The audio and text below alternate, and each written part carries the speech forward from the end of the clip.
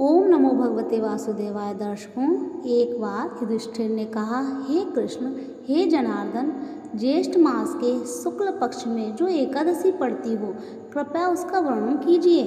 तब भगवान श्री कृष्ण ने कहा, हे राजन, इसका वर्णन परम धर्मात्मा सत्यवती नंदन व्यास जी करेंगे, क्योंकि ये संपूर्ण शास्त्रों के तत्वज्ञ और वेद वेदांगों के पारंगत विद्वान हैं।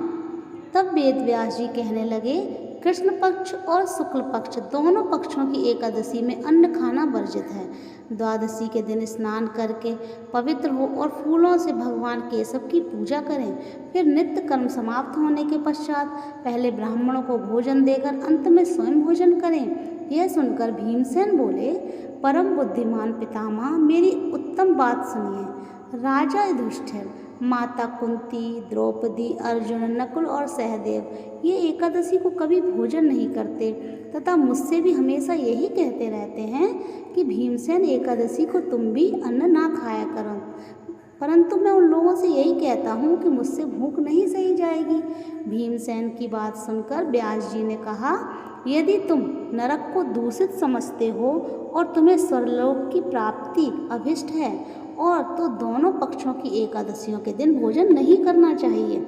भीमसेन बोले, महाबुद्धिमान पितामह, मैं आपके सामने सच कहता हूँ, मुझसे एक बार भोजन करके भी व्रत नहीं किया जा सकता, तो फिर उपवास करके मैं कैसे रह सकता हूँ। मेरे उदर में ब्रक नामक अग्नि सदा प्रज्वलित रहती है, अतः जब भी मैं बहुत अधिक खाता हूँ तभी यह शांत होती है। इसलिए महामुनि, मैं पूरे वर्ष भर में केवल एक ही उपवास कर सकता हूँ, जिससे स्वर्ग की प्राप्ति सरल हो जाए तथा जिसके करने से मैं कल्याण का भागी हो सकूं। ऐसा कोई व्रत निश्चय करके मुझे बताइए, मैं उसका यथोचित रूप से पालन करूँगा। व्यास जी ने कहा, भीम, ज्येष्ठ मास में सूर्य वृष राशि पर हो या मिथुन राशि पर शुक्ल पक्ष में जो एकादशी हो, उसका यत्न पूर्वक निर्जल व्रत करो। केवल कुल्ला या आचमन करने के लिए मुख में जल डाल सकते हो, उसको छोड़कर किसी प्रकार का जल विद्वान पुरुष मुख में ना डालें, अन्यथा व्रत भंग हो जाता है। एकादशी को सूर्योदय से लेकर दूसरे दिन के सूर्योदय तक मनुष्य जल का त्याग करे तो यह व्रत पूर्ण होता है। उसके बाद जो द्वादशी आती है, उसको सुबह प्रभात काल में स्नान करके ब्राह्मणों को विधि पूर्वक जल और सुवर्ण दान करे। इस प्रकार ये सब कार्य पूरा करके जितेंद्रिय पुरुष ब्राह्मणों के साथ भोजन करे। वर्ष भर में जितनी एकादशियाँ होती हैं, उन सब का फल निर्जला एकादशी के पालन मात्र से मनुष्य प्राप्त कर लेता है, इसमें तनिक भी संदेह नहीं है। शंख, चक्र, गदा धारण करने वाले भगवान केशव ने मुझसे कहा था कि यदि मानव सबको छोड़कर एकमात्र मेरी शरण में आ जाए और एकादशी को निराहार रहे तो वह सब पापों से छूट जाता है। एकादशी व्रत करने वाले पुरुष के पास विशालकाय, विकराल आकृति और काले रंग दंड पाशधारी भयंकर यमदूत नहीं जाते। अंतकाल में पीताम्बरधारी सौम्य स्वभाव वाले, हाथ में सुदर्शन धारण करने वाले और मन के समान वेगवशाली विष्णुदूत आखिर इस वैष्णव पुरुष को भगवान विष्णु के धाम ले जाते हैं। अतः निर्जला एकादशी को पूर्ण यत्न करके उपवास और श्री हरि का पूजन करो। स्त्री हो या पुरुष, यदि उसने मेरु पर्वत के बराबर भी महान पाप किया हो तो वे सब एकादशी के व्रत के प्रभाव से भस्म हो जाता है। जो मनुष्य इस दिन जल के नियम का पालन करता है वह पुण्य का भागी होता है। उसे एक एक प्रहर में कोटि कोटि स्वर्ण मुद्रा दान करने का फल प्राप्त होता है। मनुष्य निर्जला एकादशी के दिन स्नान, दान, जप, होम आदि जो कुछ भी करता है वह सब अक्षय होता है। यह भगवान श्री कृष्ण का कथन है। निर्जला एकादशी को विधि पूर्वक उत्तम रीति से उपवास करके मानव वैष्णव पद को प्राप्त कर लेता है। जो मनुष्य एकादशी के दिन अन्न खाता है वह पाप का भोजन करता है। इस लोक में वह चंडाल के समान है और मरने पर दुर्गति को प्राप्त होता है। जो ज्येष्ठ के शुक्ल पक्ष में एकादशी को उपवास करके दान करेंगे वे परम पद को प्राप्त होंगे। जिन्होंने एकादशी को उपवास किया है वे ब्रह्म हत्यारे, शराबी, चोर तथा गुरुद्रोही होने पर भी सब पातकों से मुक्त हो जाते हैं।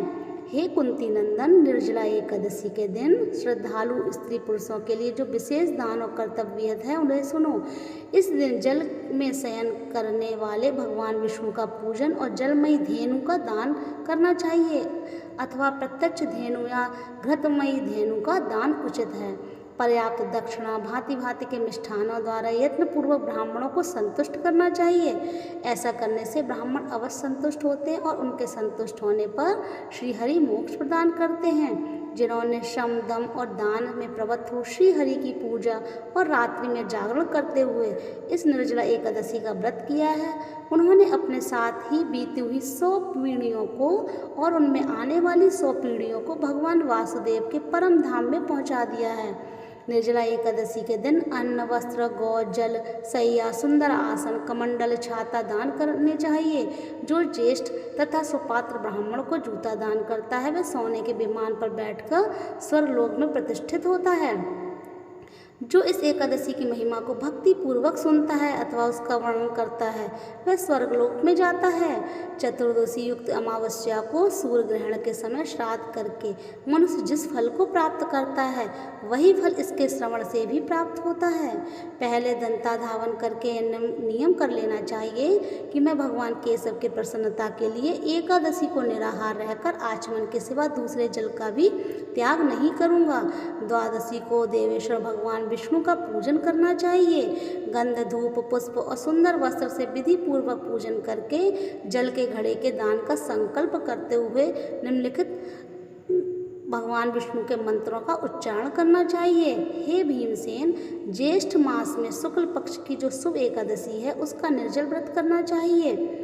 उस दिन श्रेष्ठ ब्राह्मणों को शक्कर के साथ जल के घड़े का दान करना चाहिए। ऐसा करने से मनुष्य भगवान विष्णु के समीप पहुंचकर आनंद का अनुभव करता है। तत्पश्चात द्वादशी को ब्राह्मण भोजन कराने के बाद स्वयं भोजन करें। जो इस प्रकार पूर्ण रूप से पाप नाशनी एकादशी का व्रत करता है वह सब पापों से मुक्त हो आनंदमय पद को प्राप्त होता है। यह सुनकर भीमसेन ने भी इस शुभ एकादशी का व्रत आरंभ कर दिया। तब से इस लोक में पांडव द्वादशी के नाम से विख्यात हुई। ज्येष्ठ शुक्ल पक्ष एकादशी के ही दिन भगवान श्री कृष्ण ने देवी रुक्मणी का हरण किया था, अतः यह एकादशी रुक्मणी हरण एकादशी के नाम से भी जानी जाती है। तो ये थी निर्जला एकादशी व्रत कथा। निर्जला एकादशी इस बार 31 मई को है और इसका जो पारण का समय है वो 1 जून को है। 1 जून को सुबह 5:24 से लेकर, ध्यान रखिए, सुबह 5:24 से लेकर 8:10 तक पारण का समय है। तो आप लोग ठीक समय पर पारण करें और पूरी श्रद्धा और भाव के साथ व्रत रहें। ओम नमो भगवते वासुदेवाय।